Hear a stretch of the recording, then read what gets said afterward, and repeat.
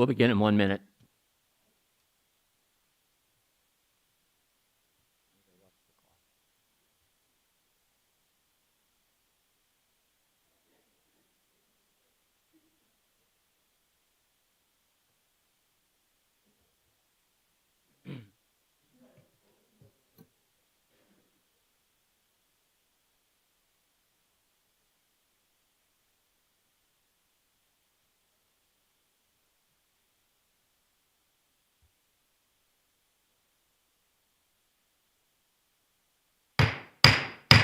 Call meeting to order. Please stand for the Pledge of Allegiance.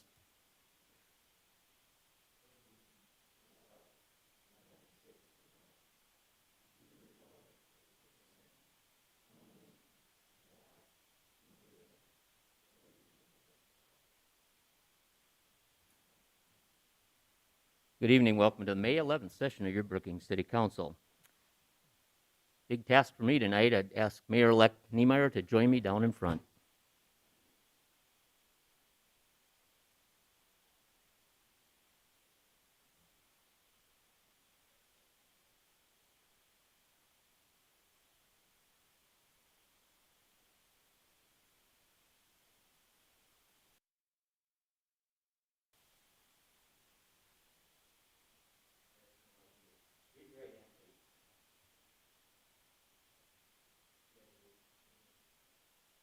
Okay, Oak Niemeyer, having been elected to the office of mayor within and for the city of Brookings, Brookings County, South Dakota. You solemnly swear you will support the Constitution of the United States and of this state and the Brookings City Charter, and faithfully discharge the duties of your office, and that you not under any direct or indirect obligation to appoint or elect any person to any office, position, or employment under the government of the city of Brookings. So say I do.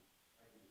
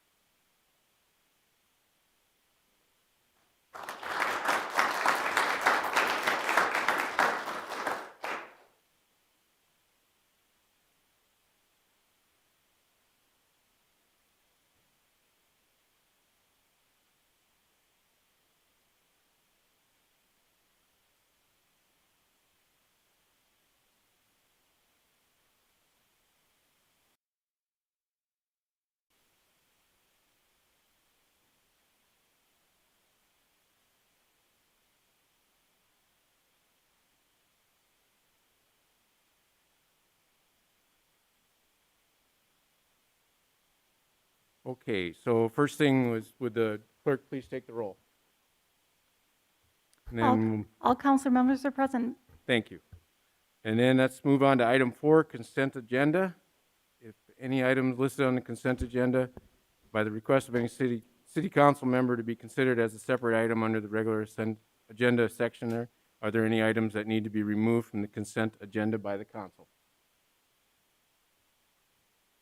Seeing no comment, I entertain a motion to approve the consent agenda. So moved. Second. Been moved and seconded. Will the city clerk take the roll, please? Tilton Burn, Aye. Wendell, Aye. Bacon, Aye. Brink, Aye. Collins, Aye. Niemeyer. Aye.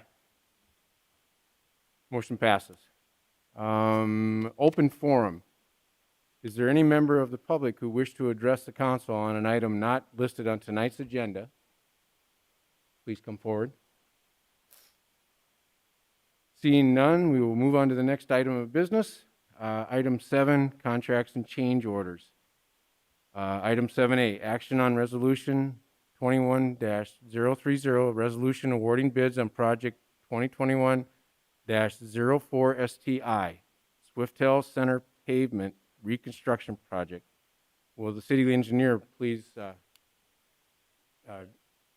it'll be Chad, okay. All right. I'm Thad Drietz, Assistant City Engineer. What we have before us is Resolution 21-030, Swittel Pavement Reconstruction Project. This project is located in the Larson Ice Arena. It's currently it's a slab of asphalt which has decayed, and the resolution is to award this project to Timmons Construction for Alternative B, which is an 8-inch reinforced concrete pavement. The low bid was $109,532.50, and it's approximately 36% lower than our estimate. And so staff recommends approval of the resolution as presented. Thank you. I entertain a motion to approve. So moved. Second. Motion and seconded. Is there any public comment on this item? Does the council have any questions or comments? Seeing none, will the city clerk please call the roll? Wendell, Aye. Bacon, Aye. Brink, Aye. Collins, Aye. Niemeyer, Aye. Tilton Burn. Aye. There are no first readings this week. Item 9, public hearings and second readings. Item 9A, public hearing and action on ordinance 21-015, an ordinance rezoning 21625 47th or 471st Avenue from a joint jurisdiction agricultural to district to and joint jurisdiction residence to single family district to a joint jurisdiction business heavy district. To present this, we have Mike Struck from Community Development. Thank you, Mr. Members of the public. Mike Struck, Community Development Director. This is an area just south of town in the joint jurisdiction zoning area, to as the S curve. It's currently a split zone parcel with ag on the west half and single family residential R1B on the east half. The owners of the property would like to rezone this to a B3, which is a heavy business district. And this does come to you as a unanimous recommendation for approval from both the City Planning Commission and the County Planning Commission. They held a joint meeting in early April on this matter. The future land use map does identify this as an open space wetlands area. So we further explored that and looked at the development suitability model, which does show some low to moderate limitations. The end use that's being proposed here is kind of a large excavating contracting business, and they have large equipment, and they just need storage space for their equipment. And parts of the site have been built up, and so staff does recommend approval. I'd stand for any questions you may have. Okay. We will open this to a public hearing. Is there anyone in the audience who wishes to address this item? Seeing none, I entertain a motion for approval. So moved. Second. Been motioned and seconded. Is there any questions or comments at this time? Seeing none, will the city clerk please call the roll? Bacon, Aye. Brink, Aye. Hollins, Aye. Niemeyer, Aye. Tilton Burn, Aye. Wendell. Aye. Okay, on to item 9B, public hearing and action on ordinance 21-016, an ordinance amending chapter 51, subdivision regulations pertaining to section 51-42, 51-64, and 51-65. And Mike will be presenting this also.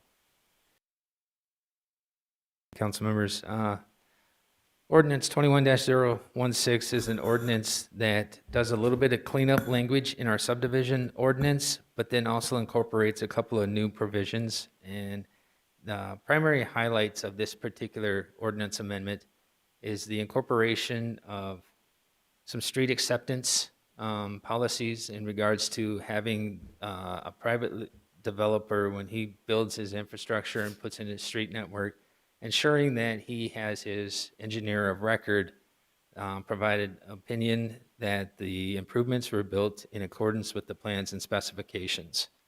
In exchange, or in addition to that, there's also some warranty security language that is included so that there's a time frame associated with the warranty. It was previously 3 years, and we're willing to reduce that down to 1 year with the knowledge that there was the engineer of record that did do an inspection and is signing off saying that it was generally constructed in accordance with all the plans and specifications. So we feel that was a compromise worth pursuing.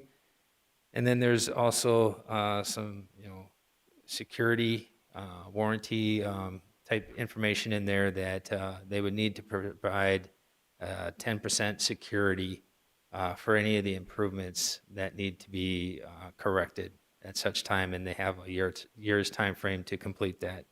So we've debated this and discussed it and hashed this over for probably the last 1.5 to 2 years, and feel that we've got the safeguards in place that would protect the public's interest when new developments are being constructed, that that engineer of record will be on site and be able to provide an opinion that, yes, those improvements were constructed accordingly. And then there was also a little bit of cleanup language where we moved some of the language to the more appropriate sections of the ordinance. They fit better in those areas. It's really no change in the actual ordinance. It just fit better underneath that subcategory. So that's a quick summary. I don't know if Jackie's got anything to add. No, really appreciate everybody's hard work on this item.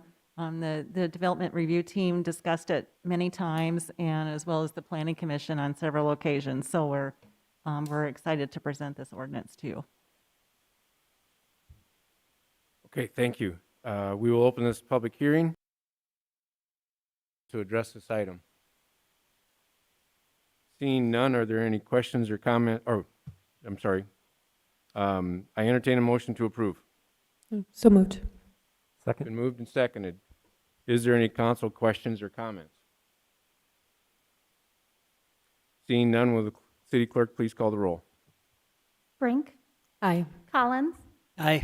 Niemeyer, Aye. Tilton Burn, Aye. Wendell, Aye. Bacon. Aye. Okay, on to item 9C, public hearing and action on ordinance 21-017. An ordinance repealing section 94-165 SDSU Campus Edge Neighborhood Design Review Overlay District and replacing it with Commercial Corridor Design Review Overlay District. And Mike Struck will be presenting this also. Thank you. I drew the short straw this evening. So what you see before you on the overhead map is the Commercial Corridor Overlay District boundaries. It's primarily it's an overlay district along 6th Street, 20th Street South, and then along 22nd Avenue and Main Avenue. And so it covers our 4 primary entrance points into the communities. And so this is something that was kind of a result of the updated comprehensive plan that was completed in 2018. And this was something that was on the city council's strategic plan to have in place before the interchange project was completed. It's an overlay district, so the underlying zoning district establishes the types of uses that would be allowed, but the overlay district then prescribes some design standards that would help guide developers, staff, and then the decision makers when projects come forward in these areas, whether they be brand new projects or redevelopment of an existing site along one of these corridors. This is something that has went through the development review team. Staff has spent about a year working on this, and it does come to you as a unanimous recommendation from the Planning Commission. And I would stand for any questions that you may have. Okay, we'll open this up to a public hearing. Is there anyone in the audience who wishes to address this item? Seeing none, I would entertain a motion to approve. So moved. Been moved and seconded. Does the council have any questions or comments? Joey? Yeah, say, Mike, I was wondering, does this, I was reading through the ordinance actually, 94-165.3 under subcategory B, and it talks about utility meters and building mechanicals and things like that that have to be moved, or when a new building comes up, it has to be put on a certain spot. Does this include older buildings too? Do they have to conform to this as well, or? It potentially could. And with that being said, we go back to the intent of the ordinance, the very first section. So it would apply to all new construction on commercial, industrial, or mixed-use projects, or an existing structure if the costs exceed 50% of the equalized assessed value. It does not take into account, and those costs would not be relevant for like interior painting, decorating, things like that, or replacing doors and such. It's really focused on the structural components. And so when you determine those costs, especially on an existing structure when they're doing a remodel, most of those interior finishings would not apply. So it's really focused on the exterior of the structure. Thank you. Is there any other comments or questions? One, Mike, and I talked to Paul about this earlier today. This kind of just basically replaces what we did between Maderi and, say, the water tower on 6th Street on the north side, where we had I want to Yes. say it was a planned development district that we had come up with. Well, there was the SDSU South Campus Neighborhood Overlay District Right. was designed for the area, about maybe 4 total blocks. I believe a couple of those blocks have now become a parking lot. And since we adopted that, we didn't have one single request for redevelopment Right. in that particular area. And so we felt that with this new commercial overlay district, we were addressing a lot of the concerns that came up previously and why we chose to incorporate that area. And I think one of the things worth mentioning with this overlay district is it's really focused on, as you're traveling up and down that corridor, whether it be on foot, bicycle, or in a vehicle, what are you seeing from the public right away? And so that's why we kind of set the limit where we did is, the emphasis is to bring the buildings a little bit closer to the street, focus on the businesses and the architecture of those structures, and less on parking lots, asphalt, and vehicles. Thank you. There's no other comments or questions. Will the city clerk please? Aye. Niemeyer, Aye. Tilton Burn, Aye. Wendell, Aye. Bacon, Aye. Frank. Aye. Okay, item 9D. Public hearing and action on a request for an on-off salt sale malt license with video lottery for Behrend Management, DBA Casino 2000, Brooks Behrend owner, 622 25th Avenue South, Suite B. Pending permit issuance and final inspection per the Community Development Department.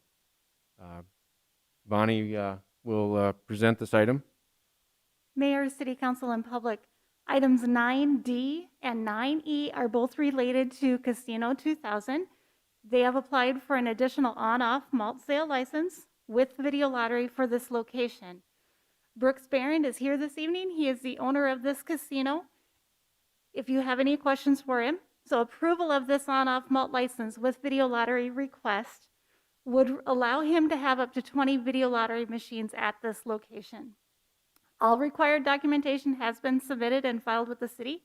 If approved, the license application will be held until the Community Development Department issues the occupancy permit, at which time then the application will be forwarded to the State Department of Revenue for final action and issuance. Staff recommends approval. Okay, we'll open up a public hearing. Does anyone in the audience wishes to address this item? You want to give us any information, sir, or are you just open for questions? I'm just open to questions. I'm Brooks Behrend, along with my owner and manager of Casino 2000. Okay, is there any other comments from the community? Motion to approve? So moved. Second. It's been moved and seconded. Is there any council questions or comments? Seeing none, will the city clerk please call the roll? Niemeyer, Aye. Tilton Burn, Aye. Wendell, Aye. Bacon, Aye. Brink, Aye. Collins. Aye. Motion passes. Item 9E, public hearing and action on a request for video lottery for Behrend Management, DBA Casino 2000, Brooks Behrend owner, 622 25th Avenue South, Suite B. Pending permit issuance and final inspection per the Community Development Department. We'll open this for a public hearing. Is there anyone in the audience who wishes to address this item? Seeing none, I entertain a motion to approve. So moved. Second. It's been moved and seconded. Is there any council questions or comments? Will the city clerk please call the roll? Tilton Burn, Aye. Wendell, Aye. Bacon, Aye. Brink, Aye. Collins, Aye. Niemeyer. Aye. Motion passes. Thank you. Thank you, Mr. Mayor, Council. Item 9F, public hearing and action on a request to transfer an on-off sale malt license with video lottery from ERL LLC, DBA The Depot, Kathy McClemens and Rob McClemens owners, to MG Oil Company, DBA The Depot Casino, Marlon Erickson and Troy Erickson owners, 921 20th Street South. Legal description, Lot 7B, Block 13, McClemens Edition. Bonnie will present this item. Mayor, City Council, and public, an application to transfer the on-off malt license for this location has been received from MG Oil Company. All required documentation has been filed and received with the city. Public hearing is required on all alcohol licenses. If approved, the license application will be submitted to the Department of Revenue for final review and issuance. Staff recommends approval. Troy Erickson, representative from MG Oil Company, is here tonight if you have any questions for him. Okay, is there any public comment or questions? Thank you, Mayor and Council. I'm Troy Erickson, and I will be the new owner of the depot. Answer any questions. All right, I entertain a motion to approve. Second. Been motioned and seconded. Does the council have any questions or comments? Seeing none, will the clerk please call the roll? Wendell, Aye. Bacon, Aye. Brink, Aye. Collins, Aye. Niemeyer, Aye. Tilton Burn. Aye. Motion passes. Item 9G, public hearing and action on Resolution 21-029, a resolution authorizing the city manager to enter in an operating agreement for an on-off sale wine operating agreement with MG Oil Company, DBA Corner Pantry Number 19, Marlon Erickson and Troy Erickson owners, 921 20th Street South, legal description, Lot 7B, Block 13, McClemmons Edition. Bonnie will present this item. Mayor, City Council, and public, MG Oil has submitted this application to transfer the on-off sale wine license for this location. All required documentation has been filed with the city. Approval of this resolution will allow the city manager to enter into a 10-year operating agreement for wine with MG Oil Company with a mid-term renewal in 5 years. A public hearing is required for all alcohol licenses. Staff recommends approval, and again, Mr. Troy Erickson is here if you have any questions. Okay, we'll open this for public hearing. Is there anyone in the audience who wishes to address this item? Seeing none, I entertain a motion to approve. So moved. Second. Been motioned and seconded. Does the council have any questions or comments? Seeing none, will the city clerk please call the roll? Bacon, Aye. Brink, Aye. Collins, Aye. Niemeyer, Aye. Tilton Burn, Aye. Wendell. Aye. Okay, motion passes. Item 10, other business. Item 10A, action on resolution 21-034, contingency funds transfer to 2021's budget, July 4th fireworks. And Paul, our city manager, will present the item. Thank you, Mayor, City Council members. Allows for the purchase of fireworks this year for the 4th of July public display. Due to COVID and the environment we were in last year, the fireworks were not funded at the time of the 2021 budget when it was adopted. So far in 2021, the sales tax revenue has performed slightly better than anticipated with the budget. Staff proposes to fund this initiative, giving the positive impact to our community. The annual 4th of July fireworks display event brings visitors to our community, helps our local economy, and is very popular amongst members throughout the community. Staff recommends funding the 4th of July fireworks at $10,000 from the City Manager Contingency Fund. Okay, I entertain a Second. been motioned and seconded. Is there any public comment on this item? Seeing none, is there any council discussion? Yes, Leah. Some months ago, you might recall, I brought up fireworks and public to be able to safely discharge fireworks. And since that time, a member of the community brought to my attention a program that's up in Watertown that I suggest that we take a look at. And what they do apparently is they have, it might be their soccer complex, but somebody donates squares of plywood for fountain type display fireworks. Everybody's got a safe grid of zone, and then the fire department stations around the perimeters, and they have receptacles there for trash, and it's highly supervised and everything, and everybody just does their fireworks there together.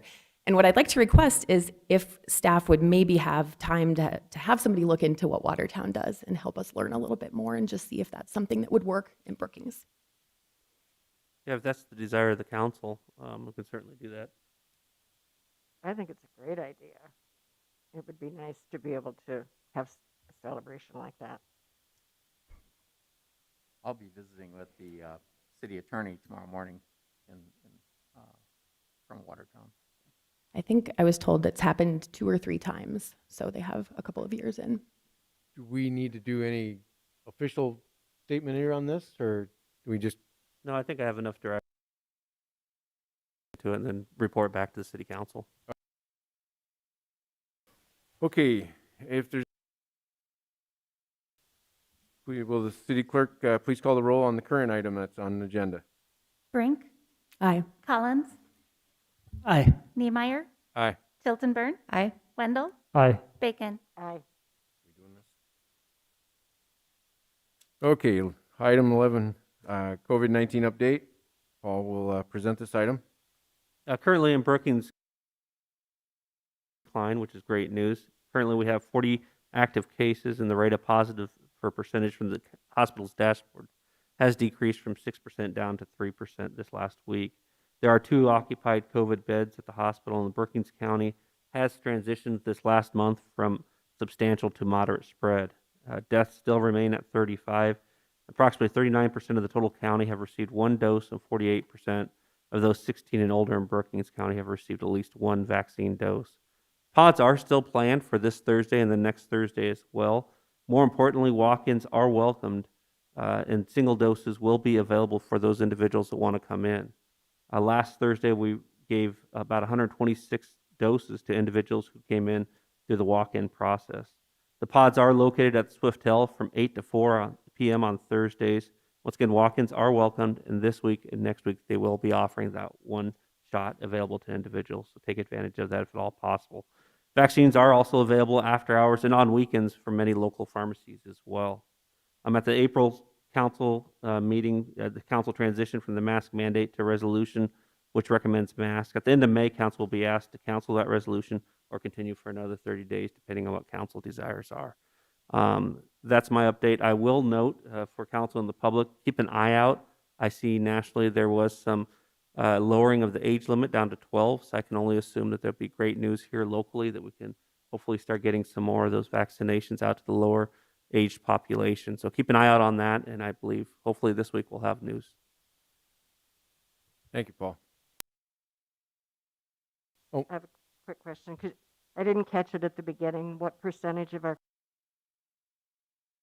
Yeah, right now approximately 39% of the total county, but if you count those, I believe 16 years and above, it's at 48%. Okay, thank you. Okay, study session. We will have discussion on medical marijuana, park master plan, and then city council applicants. Time for council to ask candidates questions. And then on the May 25th regular meeting, we have a first quarter CFO report. We have no first readings as of yet. And change order contracts, we have bid award to a venue management services company at Swittel Center. We don't have any second readings, obviously, because we didn't have any first this time. And then presentation by Laura Julius from BMU on bond retirements. There'll be a city progress report by the assistant city manager, and then possibly a COVID-19 update again. Are there any other agenda items that a city council person would like to bring forth? Can I have a motion to adjourn? So moved. Second. We have motion to adjourn. All say favor of aye. Aye. Aye. Opposed? Same sign. Meeting adjourned.